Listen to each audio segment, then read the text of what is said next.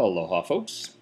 Okay, so I'm back in that test course I was talking about, and here's that My Content folder that we created as the first thing to do in Lesson 3.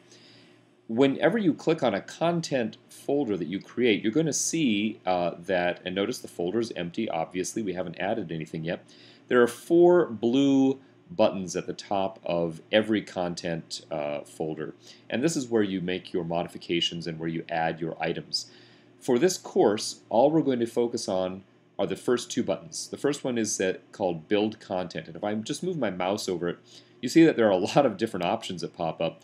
And we won't have time to cover in detail each and every one of them, but we'll get a chance to look at a couple. Okay, so this is when you want to add content to your to the button that you've made. This is where you're going to do it. The other thing we'll take a look at here is create assessment. And so you see that you have several options: assignments, turn it in assignments, surveys, tests. Okay, and we'll take a look at a few of those. Okay, but for this lesson, I'd like you to mouse over Build Content. All right. And if you take a look, what we're going to do is under New Page, we're going to say Content Folder. So if I mouse over this and click Content Folder, it's very similar to making the button, going to give me a dialog box in which to enter a name. And you can call it anything you want. Example Folder. Okay. This is where you would type a description of the folder and its contents. So optional. So I'm just doing it very generically. Permit users to view the content. Yes, generally speaking, you want the users to view it, but you have the option to say no if you simply want to store something within a button and not make it available for people.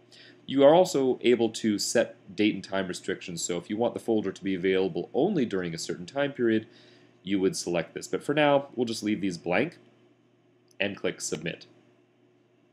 And there it is, example folder. And if your description were longer, it would be longer, but this lets people know, gosh, I see this folder, it has a title, and this tells me what is inside the folder. Okay, so if I click on the folder, notice the folder is empty, and it looks exactly the same as when we were in the My Content button, only now if you go up here to the breadcrumbs, which is where we are in the course, we're in example folder. I can always go back one to My Content.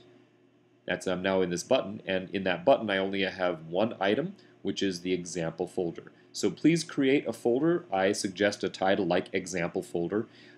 Makes sense, but this is the next thing you'll need to do in lesson 3. Thank you.